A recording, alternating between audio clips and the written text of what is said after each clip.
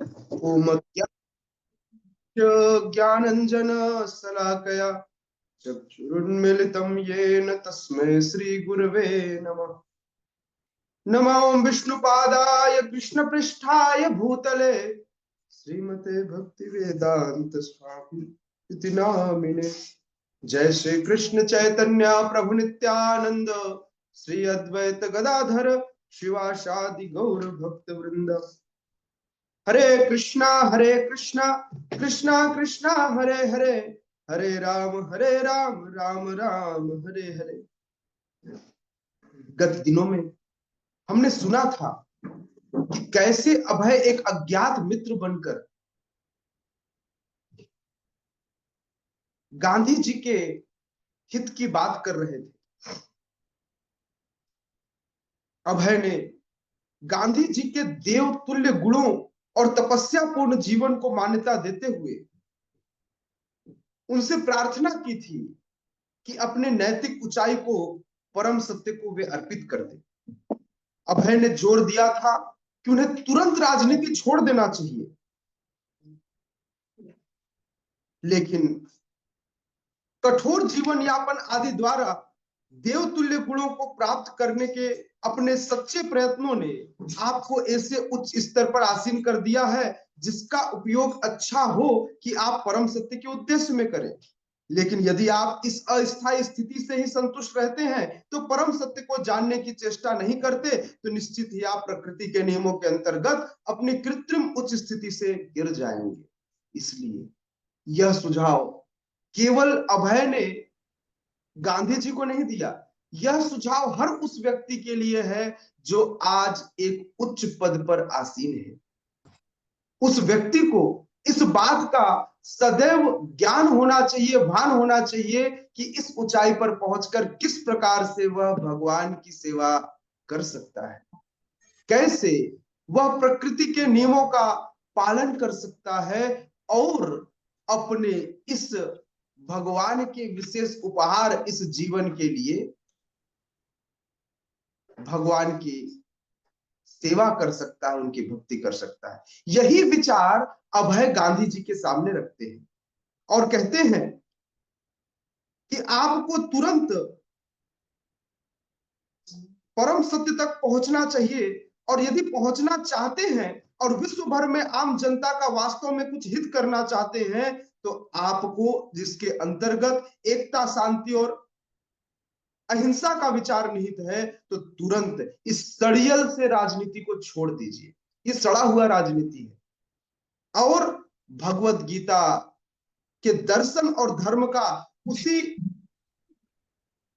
उसकी आवश्यकता और अनावश्यकता और हठ धर्मी व्याख्या बिना किए बिना प्रचार करना चाहिए। परेशानी यह है कि आजकल लोग भगवत गीता की व्याख्यान अपनी अपनी सुविधा अनुसार करते हैं। इसलिए अभय कह रहे हैं कि व्यक्ति को अनावश्यक और हठ धर्मी व्याख्या किए बिना आपको इसका प्रचार करना होगा। समय समय पर मैंने इस विषय में आपको बैक टू गॉडहेड पत्रिका भी दी है, संदर्भ के लिए उसका एक पत्र आपको संलग्न करके भेज रहा हूं और प्रार्थना करता हूं कि कम से कम 1 मास के लिए आप राजनीति से अवकाश लें और हम दोनों मिलकर भगवत गीता पर चर्चा करें। अब वह सोचते थे यदि गांधी जी को भक्त बना दिया गया तो पूरे भारत ही नहीं विश्व में प्रचार करना आसान हो जाएगा। यह मत था, लेकिन और यही मत उन्होंने प्रस्तुत भी किया। किसके लिए? अभय के। अभय ने गांधी जी के लिए। वे कहते हैं मुझे विश्वास है कि इस चर्चा के परिणाम स्वरूप आपको एक नई ज्योति मिलेगी जिससे न केवल आपको वरन सारे संसार को लाभ होगा, क्योंकि मैं जानता हूं कि आप ईमानदार, सत्यनिष्ठ और नैतिकतावादी इंसान हैं। आपके उत्तर की उत्कंठा पूर्वक प्रतीक्षा में आपका सद्भावी अभय चरण डे। इस प्रकार से अभय ने पत्र लिखा। कोई उत्तर ना है। 1 मास के बाद गांधी जी ने घोषणा की कि यदि भारत ने पाकिस्तान को 55 करोड़ रुपए नहीं दिए तो वे आमरण अनशन पर बैठ जाएंगे, उपवास करेंगे।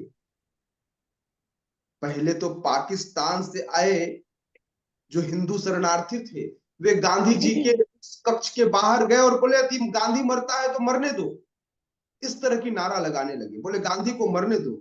लेकिन जब गांधी ने उपवास शुरू किया तो प्रतिदिन जब वो मृत्यु के निकट पहुंचने लगे तो पूरे देश से उनके लिए सद्भाव जग उठा और नारे लगने लगे, गांधी जी अमर रहे, गांधी जी जिंदा रहे।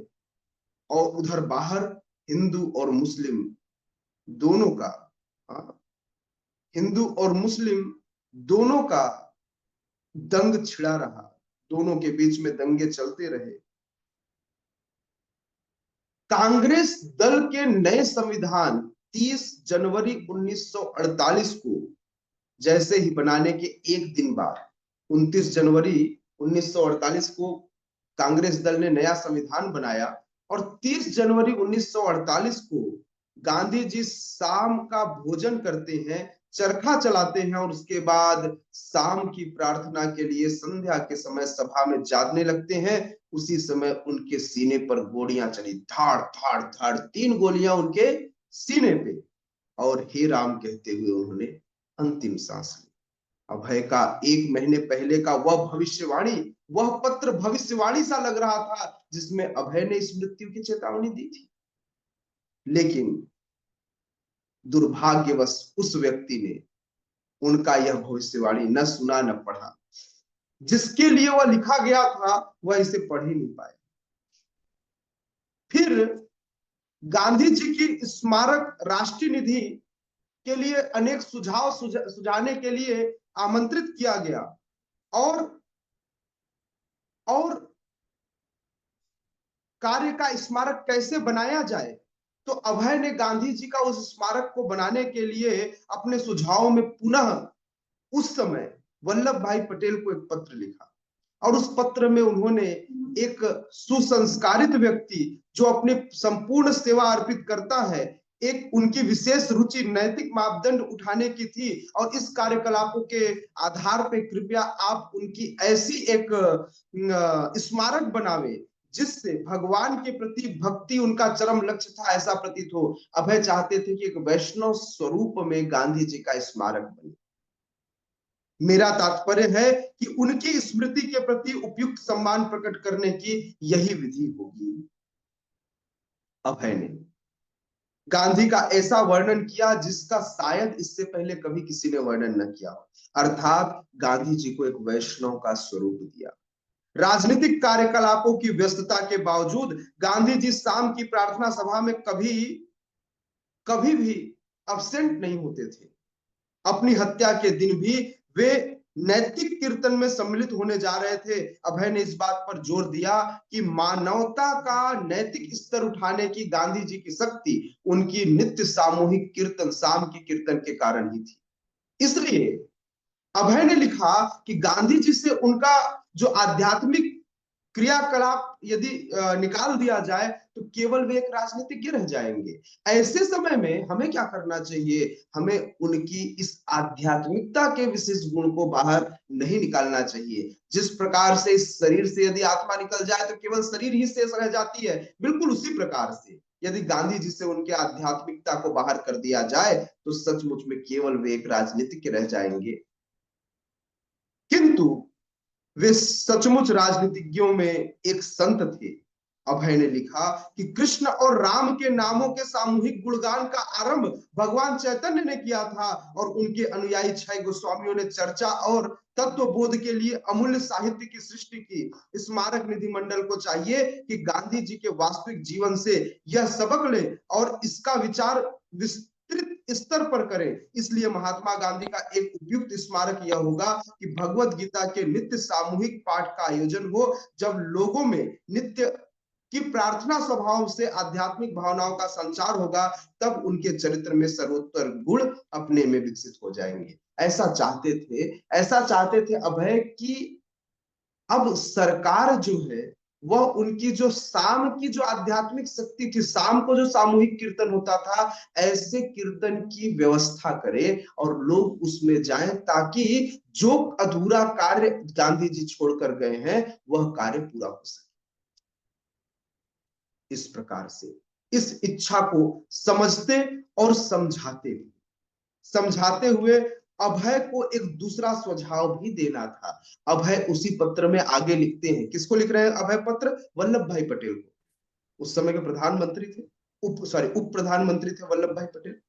तो वल्लभ भाई पटेल को वे लेटर लिखते हैं और कहते हैं, अभय ने लिखा कि गांधी के बारे में यह सर्वविदित था कि वे हरिजनों के मंदिर प्रवेश के लिए सदा प्रयत्नशील थे और उन्होंने नोआखाली में सामान्य लोगों द्वारा उपासना के लिए राधा कृष्ण के विग्रह की स्थापना की। यद्यपि आमतौर पर यह माना जाता है कि गांधी के कार्य का एक गौण पहलू था, लेकिन अभय इसे मुख्य मानते थे। गांधी का आंदोलन ईश्वरवादी था। अभय ने बताया, यद्यपि भारत में लाखों मंदिर हैं, लेकिन उनका प्रबंध ठीक से नहीं हो रहा है, इसलिए पढ़े लिखे नागरिक उसकी उपेक्षा कर रहे हैं। मूल वैदिक संस्कृति में मंदिर का उद्देश्य आध्यात्मिक संस्कार का पोषण है। समझ में आ रहा है? मंदिर केवल जीवन यापन करने के लिए, खाने पीने के लिए, धन कमाने की जगह नहीं है, बल्कि मंदिर वह जगह है जहां पर लोगों के अंदर आध्यात्मिकता के संचार के लिए पाठ पढ़ाया जाए।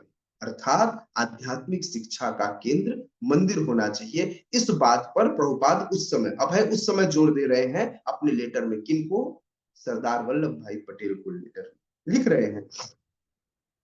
यदि भारत के मंदिरों को सक्रिय आध्यात्मिक केंद्रों के रूप में पुनर्संगठित किया जा सके, तो लोगों के विक्षुब्ध मनों को जीवन के उच्चतर मूल्यों में दीक्षित किया जा सकता है। अभय ने आके लिखा, ऐसी शिक्षा और अभ्यास मनुष्य को ईश्वर के अस्तित्व की अनुभूति करने में सहायता दे सकता है, जिस ईश्वर के आदेश के बिना महात्मा गांधी मानते थे कि एक दिन का भी नहीं हिल सकता। कितने क्लियर थे अपने इन आदेशों में, अपने सिद्धांतों में अभय उस समय कह रहे थे, यदि उस समय, अगर उस समय गवर्नमेंट जग गई होती और उस समय भारत में जितने मंदिर थे सही मायने में उसको वैदिक शिक्षा देने का केंद्र बना दिया गया होता, तो आज भारत का एक दूसरा ही स्वरूप।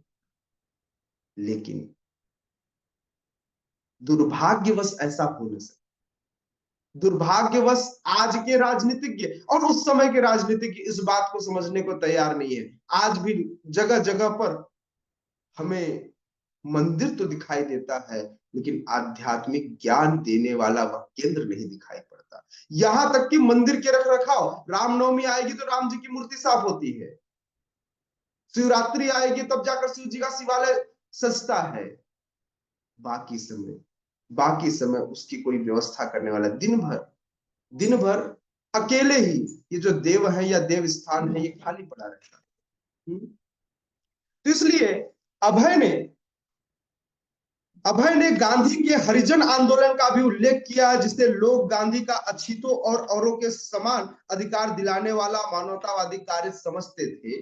गांधी ने उन्हें हरिजन अर्थात भगवान के जन कहकर मान्यता दी थी। अभय ने बल दिया कि गांधी के जीवन का यह भी एक प्रमुख आध्यात्मिक पहलू था। अभय का तर्क था कि अछूतों का केवल हरिजन कह देने मात्र से अच्छा होगा, अछूतों का अछूतों को केवल हरिजन कह देने मात्र से अच्छा होगा कि निम्न वर्ग के लोगों के उत्थान के लिए व्यवस्थित कार्यक्रम बनाया जाए। इस कार्यक्रम की शिक्षा भगवत गीता में दी गई है और भगवान ने एक सच्चे भक्त के निर्देशन में उसका कार्यान्वयन किया है। सही मायने में हम सब जन्म से हरिजन, दूसरे शब्दों में जो सबसे नीची जाति के लोग हैं, जो शूद्र हैं, हम सब शूद्र ही हैं। तो इसलिए अच्छा दिया कि गांधी ने सबको नाम दिया हरिजन। अब हरिजन है, भगवान के लोग हैं, तो भगवान के लोगों का दायित्व बढ़ जाता है। और कैसे वैष्णव बनना है इसकी शिक्षा कहाँ मिलती है? श्रीमद् भगवत गीता में। इस शिक्षा को आगे बढ़ाने के लिए अभय जोर दे रहे थे और अभय कह रहे थे इस कार्यक्रम की शिक्षा भगवत गीता में दी गई है और भगवान ने एक सच्चे भक्त के निर्देशन में इसका कार्यान्वयन किया जा सकता है। अभय स्मारक मंडल की ओर से यह कार्य स्वयं करने की को तैयार थे। वे चाहते थे कि यह कार्य मैं करूंगा, गांधी जी की शिक्षाओं को मैं आगे बढ़ाऊंगा और उनका स्मारक आगे मैं बढ़ाऊंगा। उन्होंने चेतावनी दी कि यदि गांधी जी के प्रयत्नों और उपलब्धियों का स्मारक बनाने में स्मारक मंडल ने उनके जीवन के प्रमुख आध्यात्मिक पहलुओं की उपेक्षा की, तो राजनीतिज्ञों की तरह उनकी स्मृति भी शीघ्र ही समाप्त हो जाएगी। आज देखिए बांग्लादेश में नोट के ऊपर से उसमें छपे वहां के जो मुख्य व्यक्ति हैं उनका वहां से फोटो हटाया जा रहा है। क्या भरोसा आने वाले समय में गांधी का अस्तित्व ही संकट पर आ जाए। आज गांधी के ऊपर रोज अलग अलग न्यूज चैनल पे अलग अलग लोगों के द्वारा अलग अलग विचार मत प्रस्तुत किए जा रहे हैं। रीजन यही है कि उनके आध्यात्मिक मूल्यों को उस समय ध्यान नहीं दिया गया और मिटा दिया गया और उनका केवल वह राजनीतिक के भाग ही शेष रह गया। शायद लोगों ने अभय को एक और धन लोलुप अवसरवादी या सांप्रदायिक धर्म प्रचारक समझाओ। इस लेटर के बाद सबको लगाओ कि अभय चाहते हैं कि गवर्नमेंट उनको सहायता करे, वो उनसे पैसा कमाए और अपना जीवन यापन करे। शायद उनके पत्र पर किसी ने ध्यान नहीं दिया, लेकिन अभय अपने को शिव भक्ति सिद्धांत, लोगों के लिए वो एक लोलुप स्थान धन लोलुप व्यक्ति हो सकते हैं, लेकिन अभय अपने आप को क्या मानते थे? अभय मानते थे आज भक्ति सिद्धांत सरस्वती ठाकुर का डिसअपीयरेंस डे है और शिला प्रभुपाद कह रहे हैं कि मैं कौन हूं। तो अभय अपने आप को शिव भक्ति सिद्धांत सरस्वती का एक तुच्छ सेवक मानते थे। महात्मा गांधी के चरित्र में कुछ वैष्णव गुणों को देखकर उन्हें बड़ा अच्छा लगा, इसलिए अभय ने संसार को अपने आध्यात्मिक गुरु का संदेश देने का अवसर का लाभ उठाना चाहा था। और ऐसा करके उन्होंने गांधी जी की अभ्यर्थना की थी कीर्तन और आराधना में तथा दलितों का उत्थान करके उन्हें हरिजन बनाने में अनुरक्त एक महान भक्त के रूप में उनकी सराहना की थी, ताकि इसके जरिए वे इस हरिनाम संकीर्तन के मुहिम को जन जन तक समस्त लोगों के बीच में पहुंचा सके। अब अभय किसी कार्यवश दक्षिण भारत के नगर मदुरई, तो वहां उन्होंने एक अन्य औषधि विक्रेता मुथुस्वामी चेट्टी को अपने कुछ लेख दिखाए। चेट्टी उनसे प्रभावित हुए और उन्हें ऐसा लगा कि वे अपने धनाढ्य मित्र डॉक्टर अलगप्पा को, जो दक्षिण के बिड़ला के नाम से प्रसिद्ध थे, उनके प्रकाशन में आर्थिक सहायता देने को तैयार कर सकते हैं। देखिए प्रभाव पड़ रहा था। अभय अपने लेख से एक व्यक्ति को, किसको? मुथुस्वामी चेट्टी को तो प्रभावित कर चुके थे और मुथुस्वामी ने अपने एक बड़े ही अमीर मित्र से उनको मिलाने का प्लान कर डाला, योजना बनाया। 1948 के अप्रैल में चेट्टी ने अभय को लिखा कि उन्होंने भगवत इच्छा अनुसार जो कुछ किया है उसमें सहायता करने की उन्हें प्रेरणा हुई है। उन्होंने अभय को गीतोपनिषद की पूरी पांडुलिपि भेजने को लिखा, जिसमें वे उसे मद्रास में डॉक्टर अलगप्पा के सामने प्रस्तुत कर सके। श्री चेट्टी डॉक्टर अलगप्पा को पहले ही लिख चुके थे कि गीतो उपनिषद उच्च कोटि का ग्रंथ है और वह रॉयल साइज के 1200 पृष्ठों में आएगा। उन्होंने डॉक्टर अलगप्पा से आग्रह किया था कि धर्मिष्ठ जनता के लाभ के लिए उसको प्रकाशित कराए। उन्होंने यह भी उल्लेख कर दिया था कि अभय उसके प्रकाशन के लिए 1946 से प्रयत्नशील है। 2 साल हो चुका है, 2 साल से अभय प्रयास कर रहे हैं कि इस गीतोपनिषद को प्रिंट कराया जाए। डॉक्टर अलगप्पा ने श्रीमान चेट्टी को तुरंत उत्तर दिया कि पुस्तक के प्रकाशन में उनकी रुचि है। श्रीमान चेट्टी ने अभय को लिखा, तो मैं आपकी सहायता करने ही वाला हूं यदि भगवान मेरी सहायता करे। जहां तक प्रकाशन के व्यवसायिक पक्ष का प्रश्न है, डॉक्टर अलगप्पा से बात करने की कोई जरूरत नहीं होगी, क्योंकि यदि वे प्रकाशन को हाथ में लेते हैं तो वह केवल लोक उपकार के लिए होगा। सफलता की आशा करते हुए चेट्टी ने अभय को अलगप्पा से मिलने के लिए मद्रास बुलाया। उन्होंने लिखा कि ईश्वर की इच्छा से धार्मिक कर्तव्यवश आपने जो कुछ किया है उसके प्रकाशन की सारी व्यवस्था वे कर देंगे। मद्रास में रहते हुए अभय पांडुलिपि दोबारा पढ़ सकते थे, उसका प्रूफ देख सकते थे और मुद्रण के विविध स्तरों पर नजर रख सकते थे। यह महान अवसर था और अभय उस अवसर को हाथ से जाने देना नहीं चाहते थे। यदि पुस्तक प्रकाशित हो जाती है तो शिव भक्ति सिद्धांत सरस्वती की इच्छा की पूर्ति की जो उनका उद्देश्य था, बहुत बड़ी विजय होगी। अभी तो केवल लिखा गया है, पुस्तक छपे नहीं है। संघर्ष देखिए, हम और आप होते तो शायद अब तक अपने उस लक्ष्य को भूल चुके हो। यहाँ अभय रोज प्रयत्न से, लेकिन तभी एक बहुत बड़ी दुर्घटना। पता है क्या दुर्घटना हो? पता है कैसी कैसी विडंबना आती है जीवन में। श्रीला प्रभुपाद की लिखी गई वह पांडुलिपि चोरी हो गई।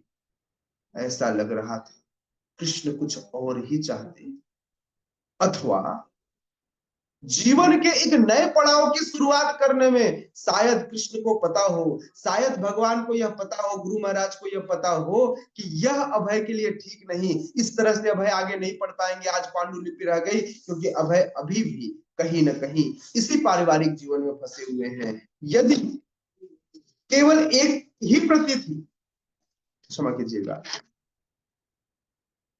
उस पांडुलिपि की चोरी हो गई जिस पांडुलिपि की अभय के पास केवल एक ही प्रति थी, जिसे अभय ने अपने घर में सुरक्षित रखा था। उन्होंने परिवार वालों और नौकरों से पूछा कि क्या किसी को पता है कि वह पांडुलिपि कहाँ गई। अभय किंकर्त व्यविमूढ़ हो गए। उन्हें लगा यह भगवान की क्या लीला है, सब किए कराए पर पानी फिर गया, मेरी पांडुलिपि चोरी हो गई। उन्हें लगा कि इतने सारे महीनों में व्यर्थ परिश्रम में करता रहा, यद्यपि उनके पास कोई प्रमाण नहीं, लेकिन उनके लिए संदेह था कि यह कार्य उनके नौकर या लड़के का था। वे पांडुलिपि से शायद पैसा कमाना चाहते हो, लेकिन सब कुछ रहस्यमय बना रहा और अभय को नहीं पता चला कि उनके द्वारा गीतोपनिषद की लिखी हुई पांडुलिपि कहां गई। 1949 ईस्वी में अभय बांग्ला में लेख लिखते रहे। उन्हें वे अपने गुरु भाई बीपी केशव महाराज को भेजते रहे और वे उन लेखों को गौड़ी पत्रिका में छपवाते थे। संसार की समस्याओं पर विचार प्रकट करने का अभय का तरीका वही था जो उनके आध्यात्मिक गुरु का रहा था। 1922 में पहली भेंट में भक्ति सिद्धांत सरस्वती ने अभय को राष्ट्रवादी तर्कों का खंडन करते हुए बल देकर कहा था कि संसार का वास्तविक संकट न तो सामाजिक था, न राजनीतिक और न ही वह किसी अन्य भौतिक कारण से था, वरन केवल दिव्य ज्ञान के अभाव के कारण। आज आप देख सकते हैं आज भी स्थिति यही। यदि इस दिव्य ज्ञान का अभाव न होता, अभय इसी मूल तथ्य का विस्तार करते हुए लिखते रहे। उनकी दलील यह कभी नहीं थी कि संसार के सामान्य विषयों की उपेक्षा की जाए, लेकिन वे बराबर इस बात पर बल देते रहे कि संकट का समाधान तभी हो सकता है जब नेता वर्ग में भगवत चेतना जागेगी। यदि कृष्ण भावनामृत को पहला स्थान दिया जाए तो अन्य कार्य ठीक ढंग से चलाए जा सकते हैं, लेकिन कृष्ण भावनामृत के बिना तथाकथित सभी समाधान केवल मूर्खतापूर्ण होंगे। सारे समाधान मूर्खतापूर्ण होंगे। अभय ने अपना पहला बंगला ले कलकत्ता के समाचार पत्र अमृत बाजार के इलाहाबाद संस्करण में संपादकीय से उद्धरण देते हुए आरंभ किया। संपादक ने घोर खेद प्रकट किया था कि राष्ट्रीय स्वतंत्रता की प्राप्ति के बावजूद भी भारत की सबसे भयानक दुख गाथा का अंत नहीं हुआ। भारत तो आजाद हो गया था, लेकिन भारत की स्थिति पहले से ज्यादा दुख बनी रही और अभी लोग भारत की आजादी के बाद ज्यादा परेशान थे। राष्ट्रीय सप्ताह आरंभ हो गया। जलियांवाला बाग और राजनैतिक दास्ता की दुखद स्मृतियां अब हमें कष्ट नहीं देती थी, लेकिन हमारे दुखों का अंत नहीं हो रहा था। विधाता का विधान ही ऐसा है कि मनुष्य को शांति नहीं मिल सकती। एक दुख का अंत होगा तो दूसरा पैदा हो जाएगा। कब? जब तक व्यक्ति कृष्ण भावना भावित नहीं हो। भारत राजनैतिक दृष्टि से तो स्वतंत्र हो गया था, लेकिन वह ऐसी कठिनाइयों से उस समय ग्रस्त था जो विदेशी शासन के समय की कठिनाइयों से कम गंभीर तो बिल्कुल नहीं थी। कोई सोचे कि उस समय ज्यादा कठिनाई थी, अभी कम नहीं। अभी कठिनाइयां पहले से ज्यादा बढ़ी हुई थी। पहले बाहर के लोग लूट लूट कर खा रहे थे, अभी अंदर के लोग लूटने को तैयार थे। अभय ने इस संपादकीय में प्रकट विचार को सुधार के लिए बनाई गई सांसारिक योजनाओं में निहित मूलभूत दोष के रूप में ग्रहण किया। उन्होंने संकेत दिया कि भारत यद्यपि 1050 में मोहम्मद गौरी के समय से विदेशी शासकों की राजनीतिक प्राधान्यता में रहा है, किंतु उससे पहले तो यह दशा नहीं थी ना। उन दिनों भारत भगवत चेतना से समन्वित राष्ट्र था। जब भारत के नेताओं ने अपनी आध्यात्मिक धरोहर का त्याग कर दिया, तब उनका पतन हुआ। तब नहीं, जब बाहर के लोग ने आक्रामकता दिखाई। व्यक्तियों ने जब अपनी आध्यात्मिक चेतना का नाश कर दिया, तब ऐसी परेशानी हुई। इसलिए भारतीयों को जानना चाहिए कि उन्हें जो दंड मिल रहा है वह भौतिक प्रकृति के कड़े नियमों द्वारा दिया जा रहा है। अभय ने कहा। अमृत बाजार पत्रिका के सम्मानित संपादक ने दुख के साथ लिखा है कि एक दुख का अंत होते ही दूसरा दुख खड़ा हो जाता है, परंतु भगवत गीता में यह बात पहले ही कहा जा चुका है। इसी विषय पर 1944 हिस्ट्री में बैक टू गॉडहेड के लेखों और अपने बहुत से पत्रों में अभय लिख चुके थे कि परम भगवान के प्रति उपेक्षा के कारण मनुष्य को जड़ प्रकृति के हाथों दंडित होना पड़ता है, जो परम भगवान के नियंत्रण में है। तो जो व्यक्ति भगवान के नियंत्रण से बाहर जाने का प्रयास करता है, वह दुख भोगता है। मानव समाचार पत्रों में लेख लिख सकते हैं, अपनी बैठक और सभाओं में प्रस्ताव पास कर सकते हैं, और वैज्ञानिक खूब सारे रिसर्च द्वारा प्रकृति पर विजय पाने का प्रयत्न कर सकते हैं, लेकिन प्रकृति के नियमों पर विजय पाना असंभव है। भगवत गीता में भगवान कहते हैं, दैवी हेषा गुणमयी मम माया दुरत्यया। तो भगवान कहते हैं कि मेरी यह प्रकृति, यह माया शक्ति ऐसी है जिसे मम माया दुरत्य, दुरत्य है, इसे कोई आसानी से पार नहीं कर सकता, है ना। आगे लिखते हैं, लेकिन प्रकृति के नियमों पर विजय पाना असंभव रहेगा। मनुष्यों द्वारा ज्यों ज्यों प्रकृति के दंडों से बचने के प्रयत्न होंगे, परम भगवान उन्हें और गहरे भ्रम में धकेलते जाएंगे और अंततः उन्हें बुरी तरह विफलता प्राप्त होगी। अभय ने एक उपयुक्त बंगाली कहावत का उदाहरण दिया। मैंने एक शिव मूर्ति बनाने का प्रयत्न किया, किंतु अंत में वह वानर की मूर्ति बनकर रह गई। समझ में आया? जब व्यक्ति भगवत चेतना से विहीन होकर सुख की परिकल्पना करता है,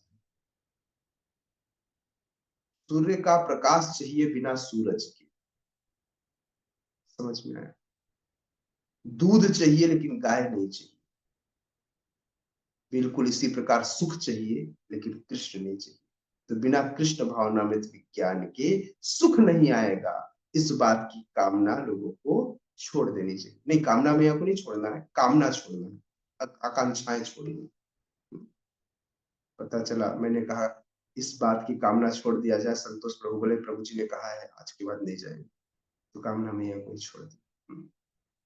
तो ऐसा नहीं करना। हाँ, संसार को दुखों से मुक्त करने और उसे सुख शांति देने के लिए हमने अब एटॉमिक बम का आविष्कार कर डाला है। उसकी प्रतिक्रिया रूप जो व्यापक विनाश निकट भविष्य में घटित हो सकता है, उसे सोचकर पाश्चात्य विचारक बहुत चिंतित हो उठे। कुछ लोग यह कहकर सांत्वना देते हैं कि हम इस अणु शक्ति का उपयोग संसार में सुख लाने के लिए करेंगे। माया शक्ति द्वारा उत्पन्न की गई यह एक और बुद्धि थी। बना रहे एटॉमिक बम और कह रहे हैं हम पूरे संसार में शांति लाएंगे। हाँ, एटॉमिक बम का प्रयोग और किसके लिए होता है? शांति लाने के लिए किया जा सकता है। जब भी फूटेगा तब विनाश ही करेगा, चाहे यहाँ फूटे, चाहे मेरे घर में या आपके घर में। समझ में आ रहा है ना? तो इससे शांति तो नहीं आएगी, है ना। अभय ने स्पष्ट किया कि समस्या यह है कि संसार में कृष्ण भावना भावित भक्तों का अभाव। भौतिक प्रकृति के वशीभूत नेताओं से संसार की समस्याओं का समाधान कभी संभव नहीं होगा। पाश्चात्य देशों में भौतिकतावादी माया का विशेष प्राधान्य है। भारतीयों को उसका अनुकरण नहीं करना चाहिए, किंतु अभय ने भविष्यवाणी की कि कृष्ण भावनामृत का प्रसार एक दिन पाश्चात्य जगत में भी अवश्य होगा। जगत गुरु श्रील प्रभुपाद की जय। मतलब प्रभुपाद कहते हैं कि पाश्चात्य जगत में भी एक दिन कृष्ण भावनामृत का प्रचार होगा। और आज देखिए पूरे विश्व में चारों तरफ भक्तों की भीड़ लगी। भारत के लोग पाश्चात्य को अपना रहे, लेकिन पाश्चात्य जगत के लोग श्रील प्रभुपाद की कृपा से आज इस भारतीय संस्कृति को अपने जीवन में उतार रहे हैं। आगे अभय लिखते हैं, पाश्चात्य देशों में एकाकी सूक्ष्म आत्मा और परम पूर्ण परमात्मा के बीच जो संबंध है उस पर कभी चर्चा नहीं हुई है, न ही उनके कार्यकलापों और न ही उनकी अंतिम पूर्ण स्थिति के विषय में कोई खोज हुई है। इसलिए यद्यपि उन्होंने इतनी अधिक भौतिक उन्नति कर ली है, तथापि वे इंद्रिय भोग के जलते विश्व में तड़फड़ा रहे हैं। हमें पूर्ण विश्वास है कि भारत के पास सच्ची शांति का जो सूत्र है वह एक दिन वहां अवश्य पहुंचेगा। प्रभुपाद को आशा थी कि मैं पाश्चात्य जगत में भी इस सूत्र को पहुंचा पाऊंगा। यहाँ के लोग मूड हैं। हाँ, कई बार घर के जो नुस्खे होते हैं वो लोगों को नहीं समझ में आते, लेकिन वह नुस्खे लोगों के हृदय में कितना काम करते हैं, लोगों की बीमारियां में, यह हमें पता होना चाहिए। हाँ, तो कई बार ये घर के नुस्खे बड़े कामदार होते हैं। उसी प्रकार भारत के पास अपना मूल्य तो था, अपनी संस्कृति थी बस, लेकिन भारतवासियों को इसके मूल्य की कोई कोई इसके मूल्य की कोई, क्या बोलते हैं उसको, क्या नहीं थी, मतलब कोई इसके मूल्य को समझ नहीं रहा था। अपने धरोहर को वह मूल्यहीन समझ रहा था। आज के भारत की, अभी भी भारत के लोगों की यह सबसे बड़ी परेशानी है। अभय के लेख गौड़ी पत्रिका में नियमित रूप से छपने लगे। उनके गुरु भाइयों को वे पसंद आए। भौतिक मनोवृत्ति का उनके द्वारा खंडन भक्ति सिद्धांत सरस्वती के खंडन की याद दिलाता था। भगवत गीता की जो असुर की धारणा थी वह अभय के हाथों केवल एक पौराणिक या कल्पित शत्रु का वर्णन न रही, वर्तमान हिटलर, चर्चिल या भारत के प्रधानमंत्री के रूप में भी वह साकार हो उठी। लेकिन जैसा कि अभय ने संकेत किया कि वे जो भ्रष्ट नेताओं का खंडन कर रहे हैं वह उनकी ओर से नहीं था, वे केवल कृष्ण के शब्दों को दोहरा रहे हैं। ये तो फिर उनके ऊपर चढ़ाई हो जाती ना, अगर मान लीजिए ऐसा सोचते कि मेरे ऊपर कटाक्ष कर रहा है ये वैष्णव, ये अभय चरण डे, तो अभय के ऊपर केस हो जाता। तो उन्होंने कहा मैं किसी की कटाक्ष नहीं कर रहा हूं, मैं केवल भगवत गीता में लिखे हुए कृष्ण के शब्दों को ही दोहरा रहा हूं। हम कल सुनेंगे किस प्रकार से अभय का यह आगे आगे का सफर, जहां पर वह गीतोपनिषद की छपाई कराएंगे और फिर एक नए कदम आगे बढ़ाएंगे झांसी जाने में। तो अगले संस्करणों में हम सुनेंगे कैसे अभय झांसी पहुंचेंगे और लीग ऑफ डिवोटी नामक एक संस्था का निर्माण करेंगे। जगत गुरु शील प्रभुपाद की जय। शील प्रभुपाद लीलामृत की जय। उपस्थित गौर भक्त वृंद की जय। निताय निताय गौर प्रेमानंदे। हरि हरि।